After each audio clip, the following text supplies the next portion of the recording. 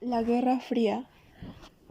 La Guerra Fría en un término formal sería un enfrentamiento político, ideológico, social y cultural que se desarrolló entre los años 1945 y 1989.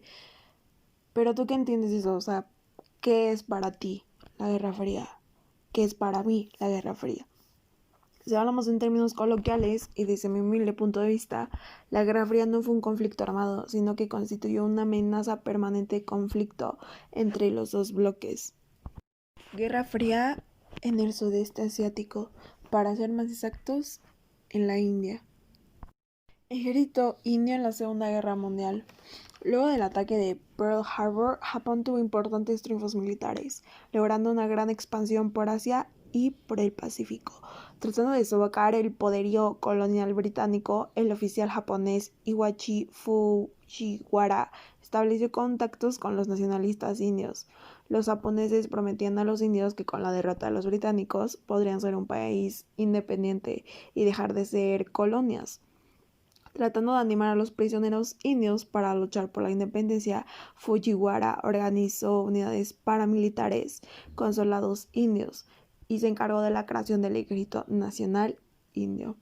En un primer momento esta fuerza contó con unos 2.500 aproximadamente malayos y eran soldados, por obvias razones, y con tropas indias que habían sido capturadas durante la invasión de Hong Kong. La campaña malaya y la gran victoria de Singapur en febrero de 1942 supuso de decenas de miles de millones de soldados indios cayeran en manos de niponas. El Ejército Nacional Indio encontró una importante fuente de la que obtener reclutas. Aproximadamente unos 45.000 soldados indios habían sido hechos prisioneros por los japoneses de Singapur. Después de la redención de Singapur, en el Parque Farrer se les hizo una oferta a los prisioneros indios y consistía en lo siguiente: a cambio de su lucha contra los británicos, serían libres y se les respetarían sus derechos y sus propiedades. Obviamente aceptaron la propuesta, por lo que inmediatamente 10.000 hombres se enrolaron a las filas del Ejército Nacional Indio. Luego de 150 años bajo dominio británico, India logró su independencia el 15 de agosto de 1947 y todos reconocemos a Gandhi o Nehru, pero pocos hablan de Subhash Chandra Bose, un político nacionalista que se opuso a los británicos y a la lucha pacífica de Gandhi para recuperar la libertad de su país. Mahatma Gandhi. Mahatma Gandhi fue un líder político, religioso y nacional. Era más religioso que político y más político que religioso. Consideraba el padre fundador de la India y el injusto régimen racial de este país lo impulsó a participar en los asuntos públicos. Se unió al Congreso Nacional Indio y de ahí el endurecimiento del régimen colonial, pese a que más de 1 millón de hindús lucharan por el imperio durante la Gran Guerra, llevó a realizar varias de las grandes protestas dirigidas por Gandhi. La matanza de Amritsar en 1919, donde muchos hindús murieron y le hicieron replantearse sus tácticas políticas, lanzando una campaña de no violencia y no colaboración con las autoridades británicas. La debilidad británica tras la guerra y la llegada al poder de Attlee y los laboristas en 1945 aceleró el proceso de la independencia. Y de aquí nace el plan Mountbatten. Culminaron con la independencia y la partición de la colonia en la Unión India y Pakistán. El 30 de enero de 1948, un fanático hinduista, Narum Godse, asesinó a Mahatma Gran Alma Gandhi. Y ahí fue cuando terminó su vida, se culminó su gran vida de Gandhi. Indira Gandhi. Indira Gandhi fue la primera mujer en India en obtener el cargo de primer ministro y luchar por la independencia de su país. Llegó a recibir mucho odio y admiración a la vez por su país y la gente de él. El odio se producía más por el machismo que por otros factores, y la admiración era por las mujeres. Desde su infancia soñaba con una India independiente, laica y unida. Ese pensamiento lo heredó de su padre, quien también fue primer ministro y líder nacionalista. Indira se formó como una líder dotada de contundente y ágil oratoria, a quien se le dificultó cumplir con la palabra que le dio a los ciudadanos de la India. Fue una defensora de la política de no alineamiento y firmó un tratado indio-soviético. En 1964, cuando el padre de Indira y el nuevo primer ministro mueren, Lal Bahadur Shastri le ofrece a la India el Ministerio de Asuntos Exteriores, pero ella se niega y prefiere ocupar el puesto en el Ministerio de la Información. En 1966, Indira es elegida por el Parlamento para ocupar el cargo de primer ministra, tras la muerte del primer ministro anterior. Durante su mandato defendió la nacionalización de los bancos. Ser India el segundo país más poblado y de los más pobres, en el año 1966, el hijo de Indira, Sanjay, promovió un programa de esterilización masiva. Indira fue expulsado en 1980, pero dio a conocer la victoria que obtuvo durante las elecciones. Ella dijo y llegó a mencionar que había ganado porque le gustaba el pueblo y porque trabajó duro, y comentó que su ejército supo hacer muy bien su trabajo y porque los norteamericanos estuvieron de parte de Pakistán. En febrero de 1984, lo que decide es hacerse cargo de una lucha antiterrorista, y en octubre de ese mismo año 2 guardias terminan con su vida. Nacionalismo musulmán. La Liga Musulmana de Mohad Ali Jinnah fue importante para las negociaciones que llevó a la independencia y partición de la India. Fue el único partido musulmán con presencia en todas las provincias del subcontinente. La Liga defendía la idea de crear estados federados dominados por musulmanes. Aquí viene lo importante y lo que más me impactó. La Liga Musulmana no era islamita a pesar del nombre. Sus miembros les preocupaba la representatividad y les interesaba la idea de que India fuera independiente. El partido fue fundado por miembros supuestamente descendientes de Mahoma. Jinnah y los líderes de la Liga lo que buscaban no era realmente crear un estado independiente para los musulmanes, sino que querían una India federal para que no se opusiera a provincias. La Liga Musulmana también llegó a ser la principal fuerza para los musulmanes, especialmente donde estos eran minoría. Partición de la India. Todo esto comienza con Jinnah, que estableció alianzas con otras fuerzas para que fuera reconocido como el único representante de los musulmanes en la independencia. Para los británicos, su única prioridad era que la independencia se organizara de manera rápida. Jinnah insistió para que los musulmanes fueran reconocidos como una nación autónoma que merecían igualdad, respeto y merecían igualdad y respeto como nación hindú que eran. En 1946 se crea un conflicto que llegó a las calles y más de 300,000 personas murieron en Calcuta. Ese día se le conoce como el Día de Acción Directa. Mohammed asumió el cargo como virrey en 1947 y la partición era percibida como la mejor solución. En 1947, el Raj británico se divide en 2 estados, el India Azul y Pakistán Rojo. Los distritos fueron agrupados en provincias donde los musulmanes eran mayoría. Los mandaron a formar parte de Pakistán y el resto permanecerían en la India. Muhammad adelantó la fecha de partición y la improvisación para establecer fronteras, al ser aceleradas, causaron un caos institucional y deseaban vivir en el estado correspondiente a su religión. La violencia creció tanto que terminó con la vida de Gandhi, atacado por un ultranacionalista indio que se oponía a su discurso de tolerancia. India versus Pakistán. El conflicto tiene aproximadamente 60 años, cuando tras la división de la India británica en 1947 en 2 estados, Pakistán y la India, el Maratha que regía Cachemira decidió pasar al territorio india, lo que originó el primer conflicto armado entre estas 2 naciones. El 1 de enero de 1949, la ONU trazó una línea de armisticio y dividió el territorio de Cachemira en dos secciones, esperando la respuesta del referéndum que buscaría una solución definitiva. De aquí, posteriormente, la política anexionista de la India y la acción guerrillera de los musulmanes pakistanes provocaron otro conflicto en 1965. En 1962, Pakistán y la India firmaron en la ciudad de la India, Shimla, un acuerdo de paz, y a finales de los años 80 estalló el Cachemira, India, un movimiento armado independentista que provocó la muerte de 400,000 personas. En mayo de 1999 volvió a elevarse la tensión entre la India y Pakistán tras la incursión de militares pakistanes en el área de Kargil, desencadenando una respuesta militar que duró aproximadamente 2 meses y que finalizó con el retroceso de Pakistán. Finalmente, los 2 países firmaron en noviembre del 2003 un alto al fuego. en toda la línea divisora de Cachemira. 3 años después, en septiembre de 2006, los dos gobiernos acordaron en La Habana retomar el proceso de paz, pero tras un atentado múltiple en Bombay, el gobierno indio identificó a un grupo terrorista con base en Pakistán y se reanudaron de nuevo en 2010. Ambos países en la actualidad se mantienen en vías de diálogo, pero se han visto ralentizados tras graves atentados. En noviembre de 2008 ocurrió una serie de ataques terroristas contra varios objetivos en la ciudad occidental india de Bombay. En julio del 2016, la muerte de un conocido terrorista del grupo separatista Jaish-ul-Mujahideen desencadenó una serie de intifadas. Cachemir ha dejado entre 140 y 180 muertos y más de 10.000 heridos. La India lanzó entonces ataques quirúrgicos en la línea de control y mató a varios soldados. 11 días después de un ataque de insurgentes presuntamente provenientes de Pakistán contra una base militar india que dejó 18 soldados muertos. El estado actual de la India respecto a factores económicos, sociales, políticos y alimenticios.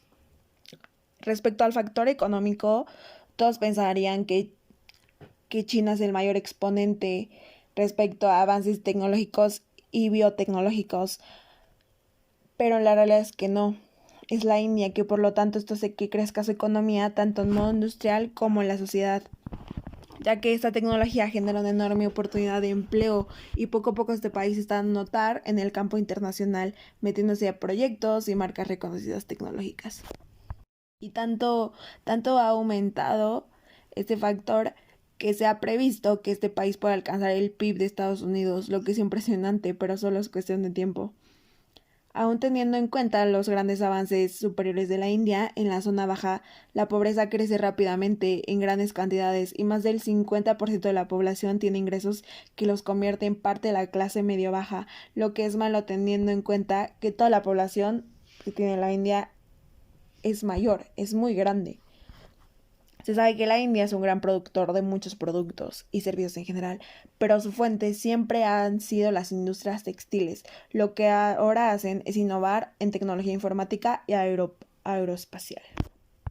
El factor social. El primer detonador de la India es el machismo. En este país llegan a extremos en los que ni siquiera quieren tener hijos. Si es mujer, es peor la situación. Las mujeres inclusive llegan a ser machistas y hacen a la mujer menos porque piensan que son más vulnerables, porque piensan que saben más, y es todo lo contrario. Ese es el primer factor social de la India y del primer que me gustaría que se quedara marcado. En el factor político, el ultranacionalismo indio está creciendo como reacción al crecimiento de China, de toda la presión que les generan los musulmanes más integristas. Igualmente, el terrorismo ha interferido mucho en la política, ya sea porque se relaciona con el mismo gobierno o porque les impiden hacer muchas cosas. En el factor alimenticio, la India produce y exporta muchos alimentos, incluso es uno de sus campos más fuertes. Se enfocan tanto en el exterior y en hacer crecer su economía, en vender que olvidan que ellos también tienen que comer. Literalmente su crecimiento los está matando de hambre, ya que los grandes cargos o personas con ingresos mayores se enfocan mucho en la economía, mientras que la población sigue muriendo. Guerra Fría, Medio Oriente. Mencionando y haciendo referencia a Afganistán específicamente. Afganistán, a lo largo del tiempo, la historia nos ha ido mostrando más de 1000 formas, lo que el humano es capaz de hacer por ambición. No es extraño saber sobre guerras legendarias que quedan perpetuas en la memoria de todas. Al final la historia data de ello y mostraremos el pasado para no recrearlo en el futuro. Las razones que desataron la guerra en Afganistán se mencionarán varias a continuación. Son las más importantes. Una de las razones era el mosaico de tribus que existían en Afganistán y estos eran rivales entre sí. Los pastunes eran los poderosos, pero también había que contar con uzbecos, tayikos, hazaras, inustis y baluchis. La razón fue el intento occidentalizador. El rey Amular trató de modernizar el país partiendo de la Revolución Rusa y la turca dirigida por Mustafa Kemal Atatürk. Esta política occidentalizadora implementaria tendría enseñanzas mixtas y suprimió el velo obligatorio entre las mujeres. En 1929, Londres hace un golpe de estado destronando al monarca. Los sucesores de Alu Majha se opusieron a cualquier reforma, ya fuera económica o social. A principios de los años 70, el rey Zahir fue derrocado por su primo Mohammed Daoud, proclamando la república y con esto convirtiéndose en el nuevo presidente. Pero esto no logró cambios y solo provocó el descontento popular con sus arbitrariedades, así es como los principales cargos políticos, familiares y amigos. Mohammed Daoud en 1968 lo que hizo fue que tomó un régimen afgano comunista, promovió diversas reformas en los pueblos e implementó la escolaridad obligatoria a niños y a niñas. Esto fue algo que ayudó de manera impresionante al pueblo, porque existe una tasa muy alta de alfabetismo que abunda. En el territorio espiritual y religioso, el gobierno fracasó, ya que quiso implementar una religión atea, aun sabiendo que el país tenía la religión muy arraigada. Fracasando en esa área, tampoco funcionó la reforma agraria. Los pueblos sufrían de la guerrilla. Tenía ventaja por su movilidad, podía enfrentarse a ejércitos de mayor armamento con éxito. Además, la geografía abrupta de Afganistán facilitaba los escondites y dificultaba el control efectivo del territorio de los soviéticos. La guerra afgano-soviética se alargó 10 años y las tácticas regresivas que Moscú presentó fue dejando pueblos y cosechas destruidos, y con esto provocando aún más la resistencia contra la URSS y por consiguiente aceleró su derrota.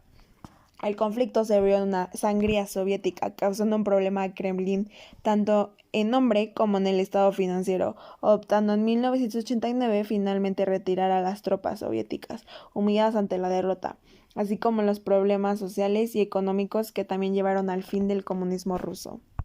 Y con esto entraremos a otro de los grandes problemas de Afganistán al salir Rusia como perdedora de Estados Unidos. Implementó un gobierno títere y su autoridad no fue aceptada, por lo que desató una violenta guerra civil.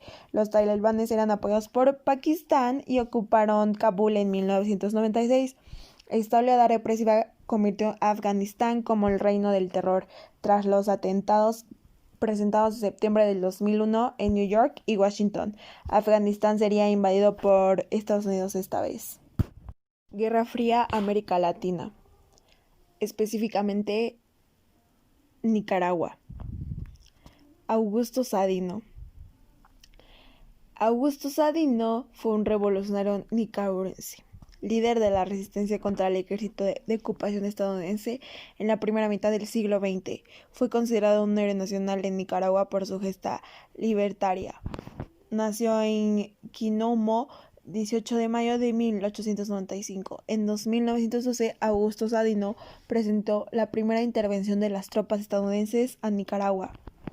Tras ver los constantes abusos de Norteamérica hacia Nicaragua, Augusto lo que hizo fue que en México, el 18 de mayo de 1926, formó parte del ejército constitucionalista en Nicaragua, el cual combatía contra el régimen impuesto por los vaqueros yanquis en la República.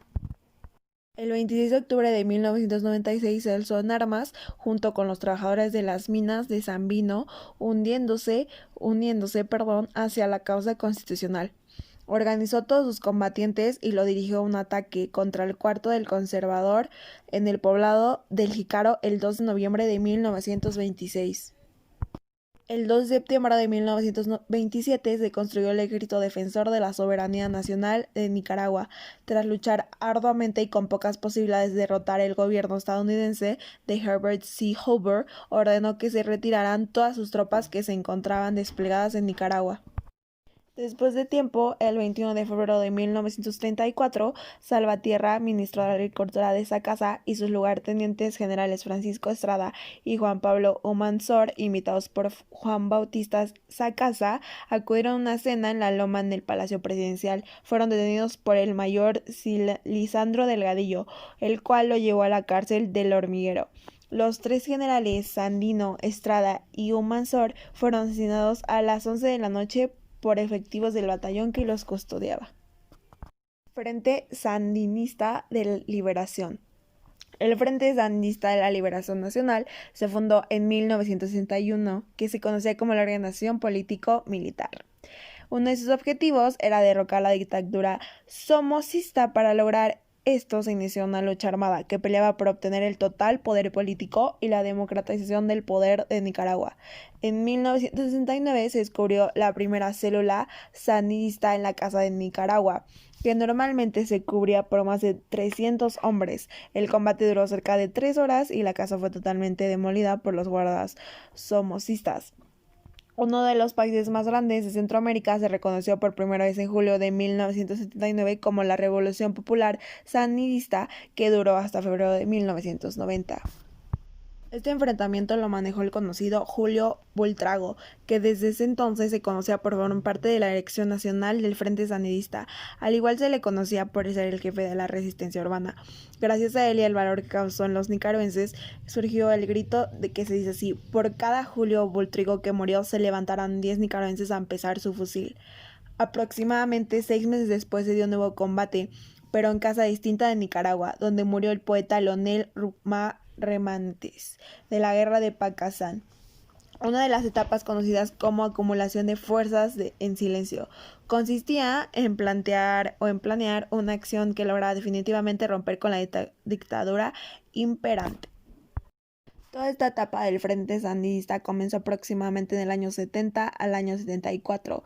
En el curso de esos años, las bajas del Frente fueron sumamente limitadas, aunque muy destacadas, ya que fueron derrotados varios cuadros de la ciudad y la montaña, al igual que las muertes de estos dos líderes de la organización, Oscar Turcios y Ricardo Morales. Hasta ahora es considerado un partido que busca el progreso y la plena justicia social para Nicaragua.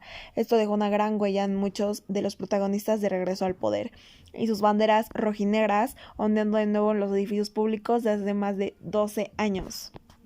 Actualmente el presidente de Nicaragua, Daniel Ortega, comenzó su gobierno como luchador de la libertad. Su presidencia inició en 1984 y duró hasta 1940 en el poder.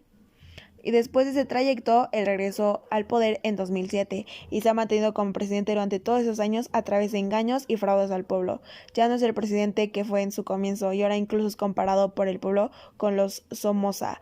Desde mayo de 2018 el pueblo exige el retiro de Daniel Ortega junto con su esposa y exige nuevas elecciones. Después de ese tiempo comenzó la verdadera crisis de inseguridad en Nicaragua, debido a que quitaron las pensiones y la inseguridad creció de gran manera. Cuando comenzaron las protestas de los pueblos, el gobierno tomó la decisión de matarlos. Movimiento antisomacista y contrarrevolución antisandinista. La Guerra Fría fue calificada como una larga paz, pero el impacto de esta se aprovechó como un fenómeno de guerra recurrente en países de América Latina, como un gran número de víctimas que en su mayoría se han producido en 3 países: Guatemala, El Salvador y Nicaragua. La mayoría de los conflictos han tenido como origen factores internos, pero han impactado de manera internacional en algunas ocasiones. Un ejemplo de esto es el conflicto nicaragüense en los años 80, que significó un elemento importantísimo en las interacciones este-oeste. Nicaragua tuvo una revolución narcisista en donde el gobierno norteamericano implementó la doctrina de Reagan para apoyar a grupos guerrilleros que buscaban combatir a regímenes proso-soviéticos. De igual manera, Nicaragua ha sufrido una transición hacia la democracia, el final de una guerra civil y problemas económicos. La revolución antisomacista y la contrarrevolución antisandinista son 2 conflictos que tuvieron lugar en Nicaragua en los últimos años. La revolución antisomacista y la contrarrevolución antisandinista. Guerra Fría en África. Mencionando el caso de Libia. Es importante destacar que Libia fue uno de los países que se alineó con los Estados Unidos de América, decisión tomada por el rey Idris, monarca del país de 1951 a 1969.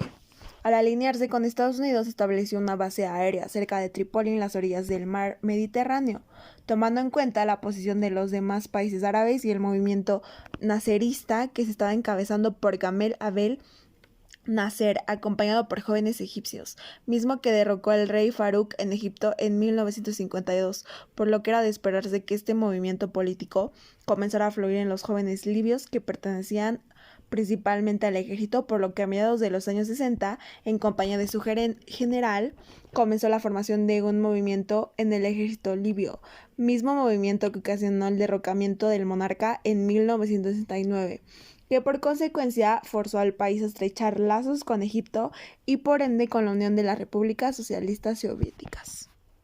Tenemos conocimiento de que alrededor de 1951 a 1969, Libia tomó la decisión de aliarse con los Estados Unidos de América. Entrando un poco más a detalle, se estableció una base aérea en las afueras de Trípoli, en la antigua base germano-italia británico-estadounidense, que había dentro del radio de acción, lo que significaba que contaba con tal la capacidad de bombardear a la Unión Soviética.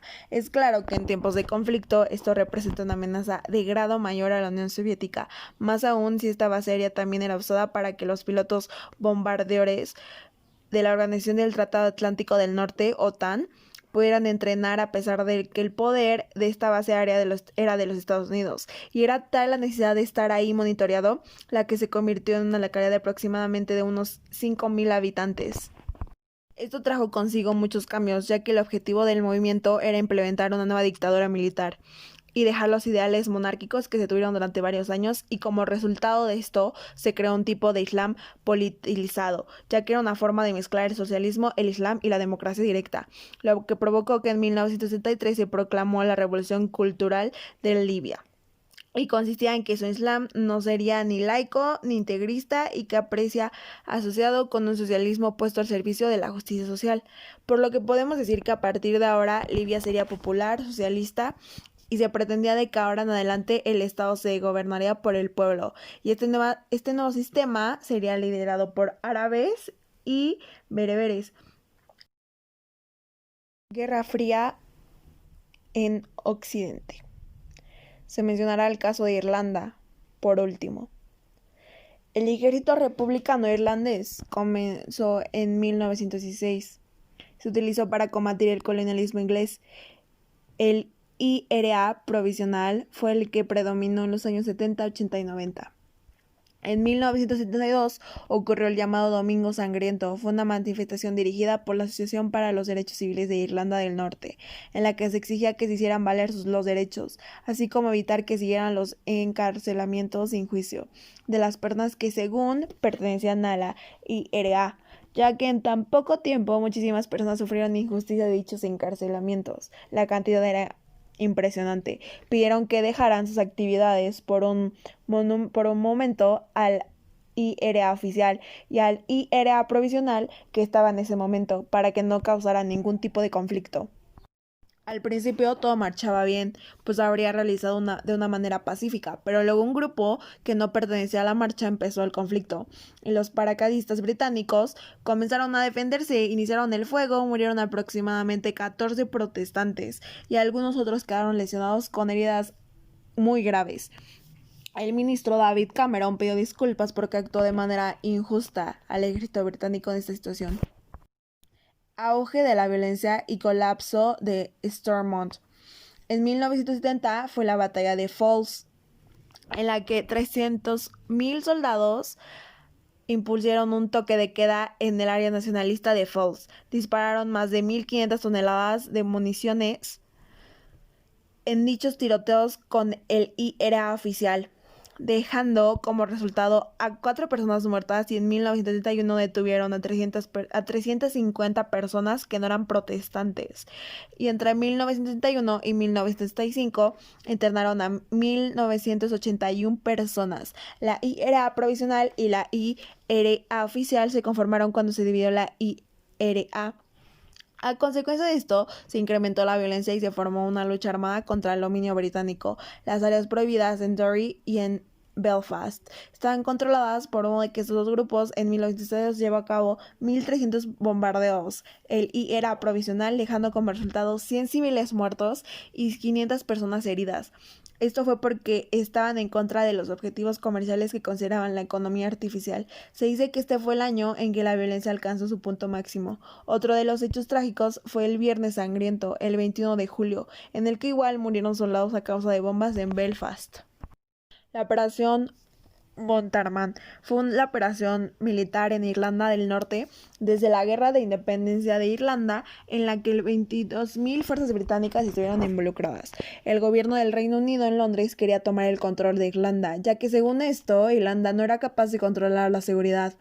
Entonces, lo que hizo el gobierno de Irlanda no le pareció en lo absoluto la idea, por lo que el gobierno británico impulsó la legislación de emergencia llamada Provisiones Temporales, en la que introdujo el gobierno directo de Londres, suspendió el parlamento y el gobierno de Stormont, controlados por los unionistas. En 1971 y 1972, aproximadamente 2.500 familias que eran católicas sufrieron de abuso y privación de los derechos del régimen de Stormont. En 1961 nace una asociación llamada Defensa de Ulster, el UDA, conocido como UDA. Esta fue una organización paramilitar lealista, una de las más poderosas, y se confirmó por 40.000 militares. Fue la principal responsable de haber causado la muerte de centenares de católicos durante los problemas irlandeses.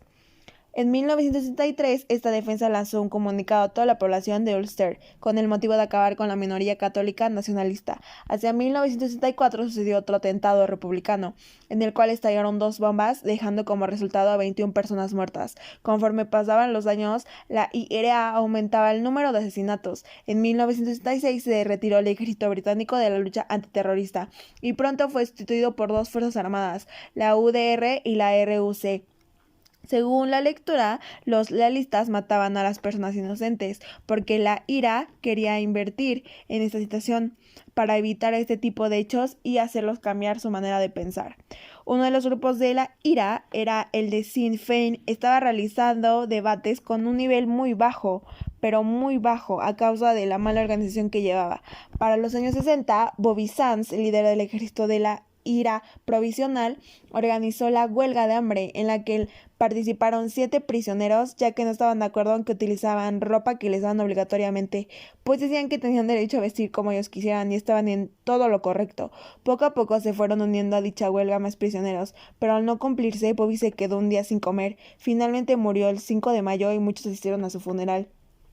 Esta huelga fue el final de octubre, dejando como resultado 10 muertos. De nuevo, Sinn Féin ganó las elecciones y propuso que Irlanda sería un país libre, lleno de paz y lleno de amor, echando un sinfín de ideologías erróneas. Cambiando todas aquellas problemáticas causadas por los conflictos armados de la IRA, según esto llegó a su punto más alto con la reunificación de Alemania y la conclusión formal de la Guerra Fría.